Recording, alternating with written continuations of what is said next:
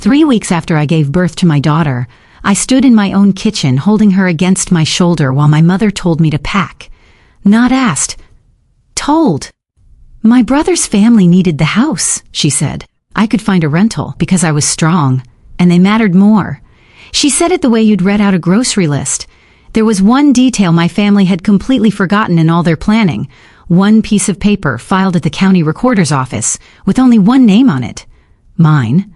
What my mother did to my daughter's nursery 2 weeks later still makes my hands go cold.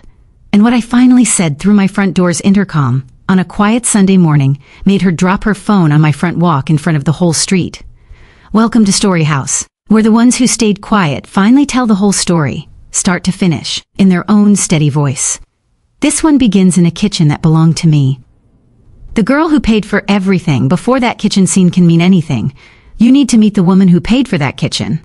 My name is Maren Ashford, I'm 33, and I've spent 11 years as a paralegal at a family law firm in Columbus, Ohio, a job that would matter more than anyone in my family ever gave it credit for.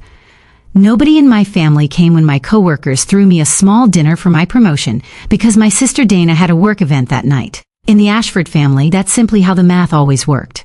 Dana's schedule mattered. Mine adjusted around it. I was the reliable one, assigned that role around age 12, never once renegotiated. When Dana needed rent money after her divorce, I covered it. When our father died 4 years ago and our mother, Linda, needed somewhere to land, I had a spare bedroom. Whenever anything in that family broke, it got passed to me the way you pass a dish to whoever's closest to the sink. And here's the confession this whole story turns on. I let it happen. I told myself the invoice would eventually come back marked paid in love. My friend Priya said it best once, in a break room. Maren, you've been tipping people your whole life just for letting you sit at their table.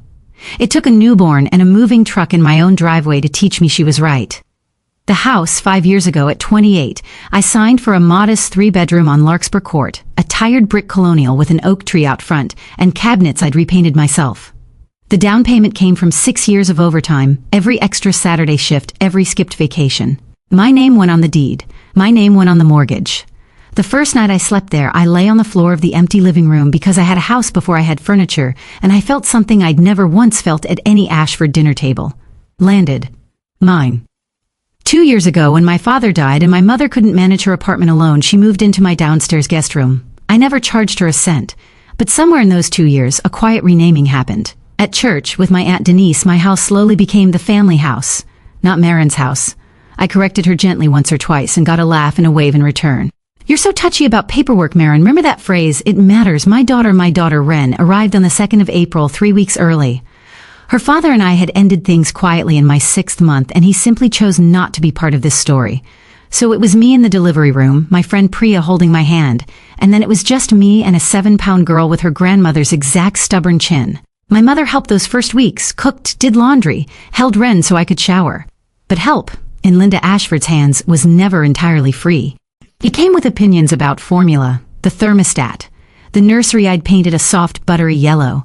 I'd learned years earlier how to hold boundaries with her. When she offered to help manage my checking account, I said no, warmly, twice. Small things, I told myself. Grief and new grandbabies make people restless. Then, on a Tuesday in late April, my sister Dana lost her rental to a landlord selling the property. By that afternoon, my mother had already decided, without asking me one question, exactly whose house would fix it. The announcement she told me in my kitchen, and I say my kitchen on purpose, because she stood in it that day like it belonged to her. I was 3 weeks postpartum, Wren asleep against my shoulder, warm as fresh bread. My mother set down her coffee, folded her hands, and made her announcement like a weather report. Dana and her 2 kids would move in the first week of June. The children would take my room and the nursery. Dana would take downstairs. And I should start looking at rentals because, and I quote her exactly, "You're strong, Maren, you'll land on your feet, you always do." I laughed, one stunned sound, thinking for half a second it was a joke. It was not a joke. I said, "Mom, this is my house." My mother looked at me the way you look at a cashier disputing a coupon, and said the sentence I will hear until I die. "Make room for your sister's family, Maren, they matter more." Right there with my 3-week-old breathing against my neck. "Now you've always managed so well, not it's temporary, they matter more." The kitchen was so quiet I could hear the oak scraping the gutter, and I did what 33 years had trained me to do. Nothing. I swallowed the deed, the mortgage, 5 years of overtime shifts because the reliable one doesn't make scenes. The phone call. That night. That night, after Ren's 10 o'clock feed, I sat my mother down and laid it out calmly. This house is deeded to me. The mortgage is mine. Nobody is moving in with a newborn in the house. My mother listened, head tilted, then delivered her whole philosophy in one line. Paperwork doesn't make a family, Marin. Sacrifice does. Then she informed me the arrangements were already made and went to bed in the room I'd given her for free. Around midnight, I heard her through her door, on the phone with Aunt Denise, low and easy, reciting which weekend the truck was booked, whose sons would carry furniture, how the crib would come down to fit the boys' beds. The truck was already booked. Before she'd ever said a word to me in that kitchen, this hadn't been a conversation gone badly. It had been a courtesy call I hadn't known I was receiving. Building the case, the next morning, Dana added me to a group chat titled, Moving Day, truck emoji included, date already pinned. I called my sister at lunch, kept my voice kind. Dana, I know how scared you must be, and I need you to hear this from me directly. You can't move into my home. I'll help you find a place, help with a deposit, but this house has a 3-week-old in it. Long pause. Then, in a voice I barely recognized, Mom already promised us, Marin. The kids are excited about the yard. When I said gently it wasn't Mom's promise to make, she sighed like I was traffic. You're the strong one. You'll be fine anywhere. It's different for us. I got off that call understanding something with total clarity. My sister was never going to help me because she'd never once had to help anyone. That had always been my job. The legal research. That night I opened the fireproof box in my closet and read my own name on the deed twice. Then I called a senior attorney I'd worked under for years, M.S. Whitcomb, and asked her off the clock to walk me through it. Your mother's lived there 2 years, receives mail there. That makes her a tenant at will. You can't change the locks on her without proper notice. 30 days, written, delivered correctly. If she stays, it goes to court. Then the part that mattered more. Your sister and her family are different. They've never lived there. If they show up with a truck, they're guests, and a guest stays exactly as long as you allow. If they try to move in without consent, that's not a family matter. That's trespassing. You can stand behind a locked door and call it in with a clear conscience. My family had a truck, a group chat, and a story where they were owed my home. I had a piece of paper and a process. The shame campaign, what came next wasn't shouting. What came was warmer and worse. Casseroles and voicemails starting with sweetheart. Aunt Denise twice a day reminding me family is all we have. A church friend I'd met twice, praying for my heart to soften. Dana, in the group chat, posting her boys on an air mattress. Can't wait for the big yard. So blessed. Nobody argued I didn't own the house. Ownership was simply treated as a rude technicality. The whole campaign leaned on the oldest beam in my personality. Marin handles things. Marin doesn't make it worse. 11 years at a law firm teaches discipline, though. When things deteriorate, you don't match the energy. You document it. So I became a paralegal about my own family, saved voicemails, screenshotted the chat, kept a notebook by the coffee maker. Not because a judge would care about Aunt Denise's opinion of my heart, but because writing it down is how you stop it rewriting you at 2 a.m. Let me pause here and ask you something. One tired daughter to another. If you've ever been the reliable one in your family, the one who handles everything, tell me in the comments what it actually cost you. I know I'm not the only one who's paid that bill. And if this is already hitting somewhere real, subscribe to Storyhouse now, because the truck is still coming.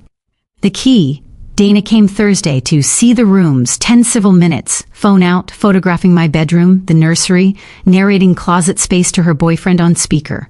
At the door, leaving, she jingled her keys. On her ring sat a brass key I recognized instantly, my front door key. Oh, Mom had copies made weeks ago, she said, breezy as a forecast, for the transition, weeks ago. Before the lease loss had even happened, which meant the plan predated the emergency, which meant the emergency was never the cause, only the excuse. That night, a message meant for another thread landed in the wrong one. Dana, laughing emoji, Brent measured the little blue room last Tuesday. Crib won't fit both boys. My brother-in-law had been inside my house, tape measure in my daughter's nursery, while I was at her pediatrician appointment and my mother let him in and never mentioned it. I looked at the spare key hook by my door and felt the house shift around me. Not entirely mine. Occupied. The only question left was the date. The final warm conversation, I tried my mother once more honestly. Sunday evening, tea between us. I asked her the question I'd swallowed since I was 9. Mom, where were you when Dad died and I took you in? Who else offered? I've been strong my whole life because there was never anyone behind me. Why does being strong only ever mean I get less? She looked at me a long moment, something old moving behind her eyes. For 1 second I thought we might actually reach each other. Then it closed. You're the strong one, she said, like a compliment I wasn't grateful enough for. Dana isn't built like you. She needs the ground held for her. You never did. The family religion, recited again. The strong one is a resource, not a relative. She patted my hand. You think I don't know what it costs. I know better than you ever will. I didn't understand it yet. Hold on to that sentence, because weeks later she'd open it like a locket, and I'd learn a story I never expected. The crib, I'll be honest, it almost worked. 6 weeks postpartum, underslept, doing daycare math against a paralegal's salary alone. There was a version of surrender I could have dressed up as love. Ren's 6-week checkup went perfectly. A little fighter, the pediatrician said. For 1 hour, I was just a proud mother in a paper-curtained room. No group chat. No keys. We got home a little after 11. My mother's car in the driveway, Dana's SUV behind it. I walked into my garage and stopped like I'd hit glass. My daughter's crib, taken apart. Rails and slats stacked against the paint cans. The mattress leaned beside it, the clouds print sheet still on. Her mobile felt stars I'd sewn myself, coiled in a hardware bag on top. Upstairs, my mother's voice, bright and hostessy, telling Dana where the bunk beds would go once the wall had something less babyish. They hadn't waited for June. They hadn't waited for me. My mother had taken apart my sleeping daughter's crib, in the house I owned, while I sat in a pediatrician's office being told my daughter was thriving. I stood in the cool of the garage, one hand on the car seat, the other on the crib rail I'd sanded myself. I looked at Ren, asleep, and whispered it to her for the first time. This is my house. The triage. I did not scream. I did not make a scene for anyone's camera. I carried Ren inside, past the blue room, said pleasantly, "There's coffee in the pot," and closed my door. There I triaged my own family the way you triage patients. My sister, salvageable someday, but not by me, not today. Aunt Denise in the chorus, gone. My mother, loved with the specific, exhausting devotion of a daughter still auditioning at 33. I sat with that one a long time. Then I looked at my sleeping daughter, who would one day become somebody's reliable one if I didn't break this pattern. And I tagged the audition, not the woman. The audition was over. The plan, I made one final offer in writing, texted Dana, copied my mother. I found 3 rentals near the boys' school. I will pay your first 2 months' deposit tomorrow as a gift. What I cannot offer is this house. Ren's home isn't on the table. Real listings attached. More than anyone had offered me in 33 years. Dana replied with a thumbs down. People fleeing a real housing emergency. Don't vote down 2 free months of rent. They didn't want shelter. They wanted mine. That night, 3 documents on my kitchen table. First, the notice, 30 days, written proper. My hand shook at the signature. I signed anyway. Second, a locksmith appointment for the exact moment the law allowed. Third, the non-emergency line saved to favorites in a folder by the door, deed, mortgage, notice, ID. The departure, my mother found the notice at 7:15 the next morning. The house went silent, the silence of someone reading slowly twice. By the time I came down, she stood at the counter in her good coat, suitcase packed, tea untouched. I won't stay where I'm not wanted, she said, serene as a photograph. When you come to your senses, you know the number. She kissed Ren's forehead. Not me. And wheeled her suitcase down my walk, spine straight, pausing to wave at a neighbor, making sure there was a witness. Masterful. She'd converted a legal notice into a performed banishment. By noon, the family story was everywhere. Marin served her own widowed mother papers like a stranger. Before I tell you what happened the day the truck actually arrived, I want your honest answer. If you were standing in my kitchen that morning, your mother on one side, your own deed on the other, would you have opened that door? Tell me in the comments. No judgment. And if you haven't subscribed to Story House yet, now's the time.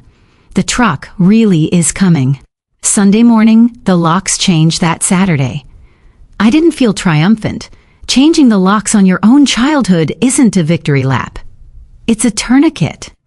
Sunday, I fed Ren at 5, watching the yard I'd shoveled alone every winter. At 8:51, an engine turned onto Larkspur Court, pulling something heavy. The truck took 2 passes to park. Behind it, Dana's SUV, then Aunt Denise's sedan.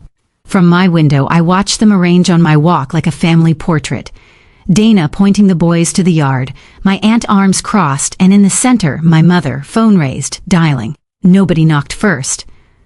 Dana lowered the ramp, loud on purpose. Only then did my mother press call. Her voice came through warm, the warmth I'd forgotten to armor against. "Marin, sweetheart, look out your window. It's everybody. Enough now. Open the door, and everything goes back to how it was." It landed. Every syllable found the girl who'd waited 33 years for that tone aimed at her. Ren made a small sound against my shoulder. And I understood, finally, that my mother's love and the woman my daughter deserved to grow up watching were not the same purchase. "Mom," I said even. "I'm going to hang up now." There's a speaker by the door. The intercom, through the doorbell camera, my mother closest, phone raised. Dana halfway up the walk with a box marked boys' room. My aunt's chin lifted for a fight she'd dressed for. I pressed the intercom. The speaker crackled loud enough for the whole street. I said the sentence I'd whispered over the dismantled crib. "This is my house, that's all." No mortgage payments listed, no deed book recited. Explanation had been the tax I'd paid my whole life, and the audit was over. On camera, my mother's face did something I'd never seen. "Stop." The phone slipped from her fingers, hit the brick edging, and cracked face down on the walk. Nobody picked it up. My brother-in-law set his box down slowly. My aunt jabbed the doorbell, saying something about shame loud enough for the street. I said the only thing left. "You're on camera. You're trespassing, and the police have already been called." Then I stepped back and let the morning finish it. The end of IT, officers arrived 11 minutes later. No lights, no drama. I opened the door only for them, handed over the folder. It took 15 minutes to unwind. The officer explained patiently that ownership wasn't in dispute, and it was time to reload the truck. Dana went first, looking almost relieved. The decision finally lifted out of everyone's hands. My mother stood one moment longer, alone on my walk, cracked phone in hand, looking at the door. My thumb hovered near the intercom. I didn't press it. Forgiveness and an open door are 2 different things. She got into my aunt's car. The street emptied. It was over. What it cost, 6 weeks later, Dana and her family took an apartment near the boys' school, one of the listings I'd sent. My deposit went through, accepted within the hour, no thank you attached. The acceptance was the sentence. My mother eventually moved in with Dana. By late summer, cousins told me she had opinions about Dana's kitchen too. It cost exactly what I said it would. My mother has never apologized. I am, in some rooms, the villain of this story, the daughter who chose paperwork over people. "You're the strong one," they always said, meaning you can take it, meaning we never have to ask.